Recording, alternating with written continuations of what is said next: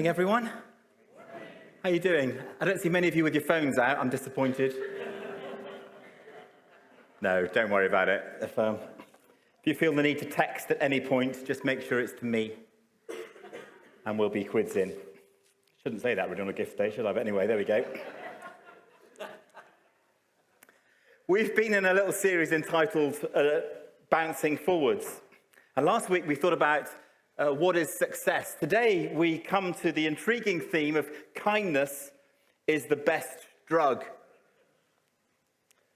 Now, many of us inherently know that kindness is a good thing. It's better when people are kind to us than not. So we kind of get it. Kindness is a good thing.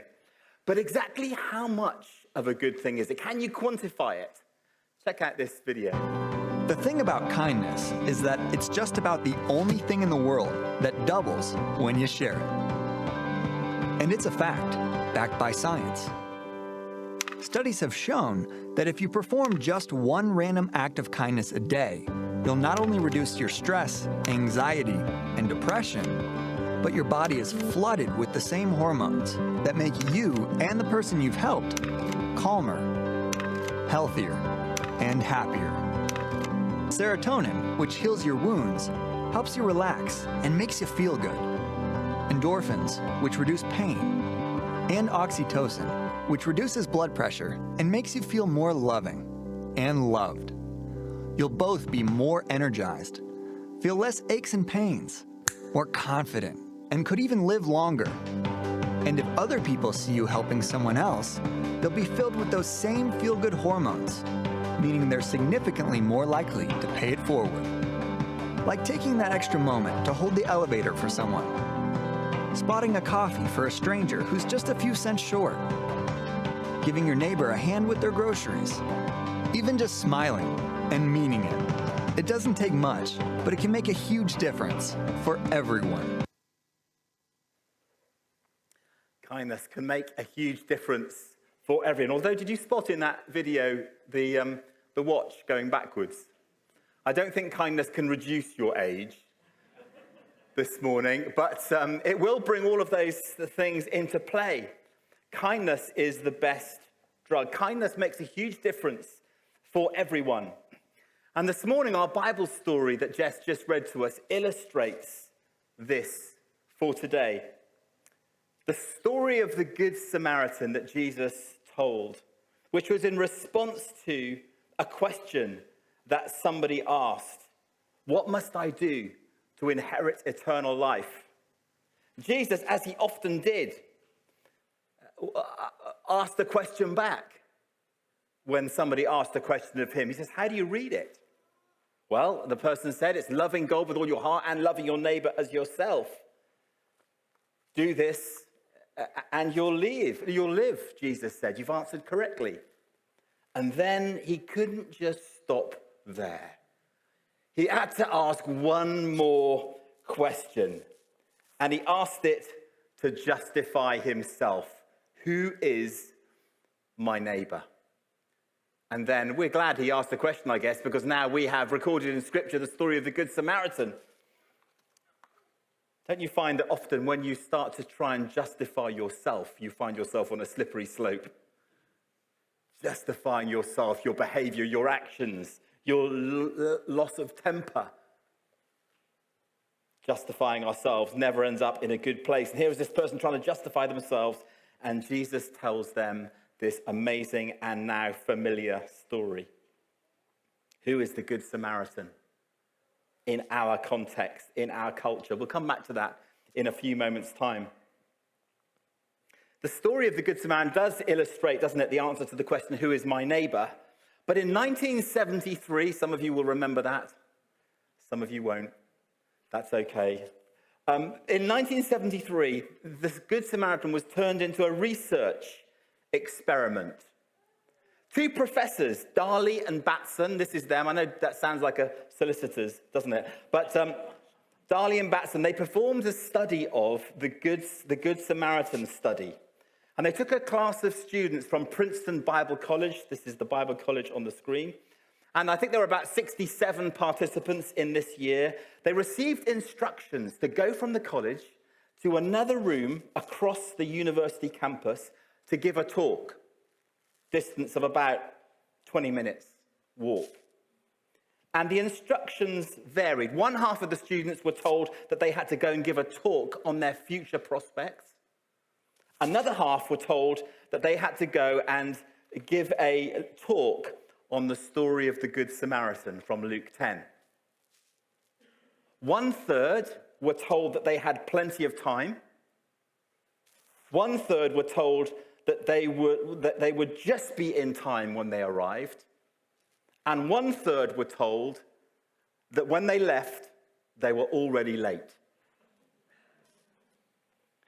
Now, along the way, a group of these two psychologists had staged a man lying on the ground in distress as the Bible students had to walk right past. And this guy was meant to make groaning noises and ask for help as they rushed by. And the question was, simple one, how many people would stop and help this person in distress? Here's the intriguing thing on this study. The topic of the talk they were giving made no difference on whether they stopped or not. Very little difference, Of the people who were told that they had plenty of time to get there, 63% of them stopped to help. Really, that's good news, isn't it? Of the people who were told that they were just in time, 43% stopped to help. Of the people who were told that they were already late, what do you think? 10% stopped to help. Only 10%. It turns out it's not just what we are told to speak on that makes the difference. If we are in a hurry, we are too busy to be a good Samaritan. How many of us would identify with that? I read at the beginning, or just before lockdown 1, The Ruthless Elimination of Hurry by John Mark Comer. I know some of us were studying it in our life groups. An amazing book. Really, really good book. And I thought, perfect. If only I had the time to take it in. The irony of that statement to myself. And of course, then lockdown 1 hit. Turns out we ended up being more busy than we could possibly imagine and needed that book. The conclusion on this study was this: ethics become a luxury as the speed of our daily life increases. The story of the Good Samaritan, our response to those around us with acts of kindness, is entirely linked to the hurry at which we pace our lives. Some of that is determined, isn't it, by others. That our workplace, for example, expects us to be turned up or logged in at a certain time in the morning. But the pace that we live our lives beyond the stuff that we know that we've got to do will definitely affect our ability to be kind. And we know that kindness is a good thing. All the things that it releases in us, all the things that it releases in other people when we show acts of kindness towards those. I think it's a Jesus thing. It's what he would have us do. The random acts of kindness that we'll come back to in a few moments' time. It makes a difference. The Bible in 2 Corinthians chapters 8 and 9, it has this little phrase. It says, "The Lord loves a cheerful giver." And you'll have heard that, no doubt, many, many times. That somehow, that cheerful, and we read that sometimes as cheerful people give and miserable people don't.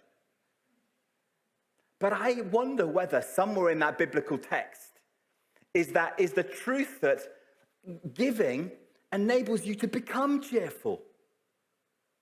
Not that you start life as being, I don't know how many people would, you class yourself as a cheery person. Looking at you, Not many, but I know, I can see a few hands waving. I see the cheerfulness in you from here. But, that says that as we give, God enables us to discover cheerfulness as we're generous, not out of our how much do we have, but actually even out of how little do we have. As we give just a little bit, we will become more cheerful. I love that thought, that giving, not just out of worship, but enables us to become more worshipful as we are generous with our time, with our energy, and of course, with our finances. And pausing to look up from the hurry that is around us enables us to find faith, to find its way to our fingertips. That's a slight twist on the quote from the book of James that says, faith without action is dead. Levite belief without action is dead. Priestly behavior without action is dead. Somehow, Samaritan action is alive. We're called to pause, to look up from our hurry, to enable disciplines in our own life that will make us less focused on the rush, the busyness of life.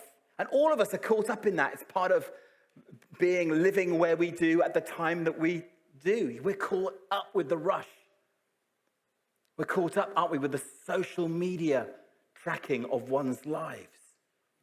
The swipe left or right, the click on the like, dislike, smiley face, unhappy face, thumbs up face, praying hands emoji. We're caught up in that. Pausing to look up enables faith to find its way to our fingertips. So, who was the neighbor? Is the question at the end of this story. Who was of these three men, do you think, was the neighbor to the man who'd fell into the hands of robbers? Jesus said. Again, told the story and asked the question. Don't you love that about Jesus? Tells a story, asks the question. It's not a closed question, is it? Did you like the story of the Good Samaritan? Yes. No. In this story, who was the neighbor? And the expert in the law simply says, the one who had mercy on him. The one who had mercy on the attacked man. I love, there's one Greek word here that's used for the word mercy. And it literally means to have compassion alongside. Do you know compassion never stands at a distance? You can't have compassion theoretically. You've got to have compassion in action. You've got to move towards. Compassion draws you towards, doesn't force you away. Compassion never starts with, or may start, but it never ends with the phrase, that sounds like a good idea. Compassion is alongside. The word for mercy means they're actually alongside this person, living it out, standing in the mess alongside and offering support and help. I love that thought. Jesus, when he was bringing healing into a crowd, or in looking out at a crowd, it often says that the thing that came before his action was Jesus had compassion on them. He had compassion on them, and then he healed. He moved towards, and then he healed. What is it that the Lord might raise compassion in you for? Who for? Who do you have compassion for? Maybe there's a glimpse there of what God might be calling you to. Who do you have compassion for? In what circumstances do you have compassion? Who was the neighbor? The one who literally had compassion alongside this person who had been attacked. And there's a movement that's been developing all around the world entitled Random Acts of Kindness. And I wonder whether this morning, wouldn't it be amazing if random acts of kindness broke out from this worship opportunity this morning? Looking out for moments when you just might be kind to someone and they don't see it coming. They may not even know that it's you.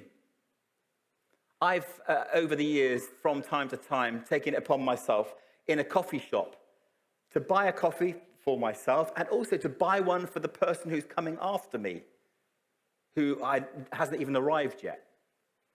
So I'll have a flat white, please, and can I also pay for the next person's coffee? And they say, but they're not here yet. I know, but pick a coffee and I'll pay for it. And they're like, well, the most expensive one is a double latte with floaty bits on the top and, marshmallows and chocolate and gold flake. And, it's like, I'll have that one. Buy the coffee, and then the person just following on after me arrives to buy a coffee or whatever it is, and they say it's been paid for already by a person that they've never known, will never meet. A random act of kindness. Or occasionally, remember when we used to use money? Actual cash. Remember those days? On one occasion, I drove across the Severn Bridge, again, when you had to both carry a passport and pay for the journey across the Severn Bridge. And paid for myself and paid for the car behind. And then just drove on. And I never saw I'd love to have seen their face when they got there. And, here's your £5. It's been paid for by the car in front. What? Random acts of kindness. I would encourage us this week, think about where might this random act of kindness spread out from. So the story of the Good Samaritan. Who are you in the story? Who are you in this story? We often think about it, don't it, from the perspective of the people who are offering the help.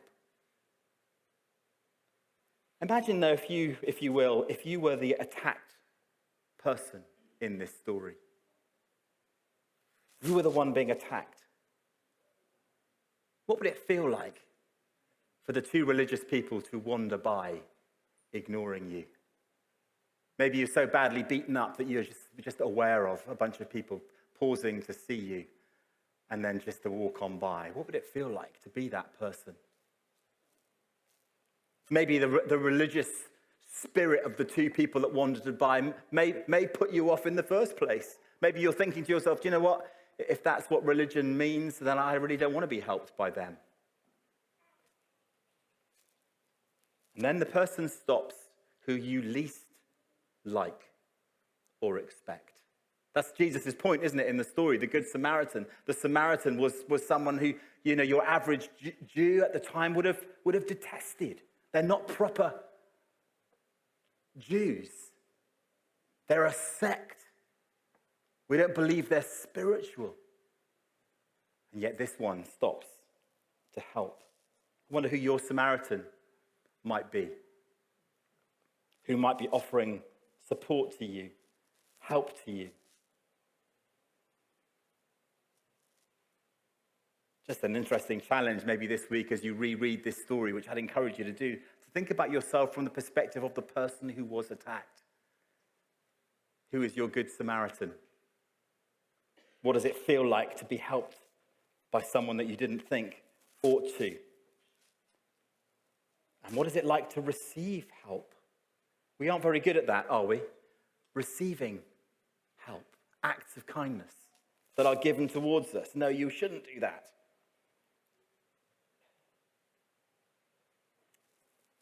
Let me just offer one extra little thought as we draw to a close. In our offering of kindness, we must be, I saw this sign, I took a picture of it. In our offering of kindness, we must beware the bull. I got given a gift last Christmas by my kids. It's a little red button that just says bull. At least that's part of the word.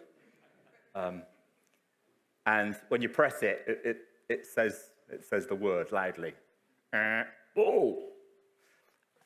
Sometimes in our ministry, in our offering of kindness, we must beware the bull. What I mean by that is the platitudes that often seem helpful from Christians, but sometimes can hurt. Here are 3 platitudes. Beware the bull. Number 1, everything happens for a reason. It doesn't. Sometimes God can take things around and work them for our good. That, we know that's true from what was said the other week. That's true, a part of our experience, but it's not like the phrase, everything happens for a reason, is not a helpful phrase. Beware the bull. Platitude number 2. What doesn't kill you makes you stronger. It's not true, is it? It's not true. Not everything that happens to you makes you stronger. Particularly if it's painful, sometimes it can feel like it weakens you a bit. You feel weaker, not stronger. You might develop more compassion, but it's not true. It's not helpful, particularly if someone's going through a difficult time. And here's the last one. I've had this one said to me a few times. Time heals. No, Jesus brings healing. But time doesn't always heal of itself. In fact, if you talk to somebody who's been bereaved, grief lives with you, doesn't it? It becomes part of who you are. It's not like it goes away and you suddenly forget that you were bereaved. Oh yeah, I lost somebody. Oh gosh, I'd forgotten. You don't, do you? Those of you that have lost husbands or wives, parents, grandparents, we all know that it lives with us. It transforms us. We can become more of who God intended us to be, actually, through the process. That's part of God's amazing grace and turnaround, but time doesn't heal. So we need to be kind, be compassionate. We need to beware of the bull. And lastly, we need to beware the inner critic. I don't know what your own thought life is like. Apparently, someone did some research and said we have between 12,000 and 60,000 thoughts a day. I don't know which end of the spectrum you're on. But 80% of them are negative. That's a lot of negative thoughts, isn't it, in the day? That's from the Debbie Duncan's book, The Art of Resilience. I have a lot of thoughts, and a lot of them are negative. We end up being our worst critic. I've learnt in my life to not be more harsh on myself than Jesus is. What does Jesus say to me? You're loved, Si. I've loved you with an everlasting love. You're forgiven. You're set free. I have purpose for you. And yet often the things that I say to myself don't tally with that. I love this. Imogen Reed, who's a member of our church, I emailed her this week just to check out what I was saying, that it was helpful and not a hindrance. And she's a clinical psychologist. She said this. I thought it was so insightful. She said, self-critics. She said, be careful, Si, because self-critics can so easily become self-critical of their inability to let go of their inner critic. So some of you are sitting there thinking, yeah, right, if only you knew me, or what's going on the inside of me, you'd realize how hard it is. We all, I think, have an inner critic to one degree or another. The things we think we're doing well or not so well. We all speak on occasion harshly to ourselves. And from time to time, it gets in the way of our friendship with Jesus.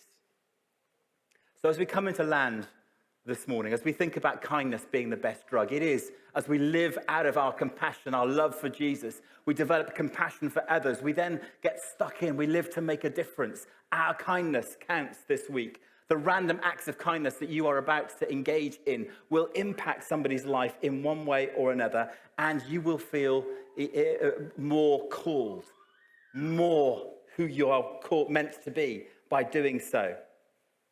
But beware the inner critic. Beware those things that that speak to yourself. I think somewhere in this is a mix of spiritual warfare as well. That thing, it won't make any difference. But it does.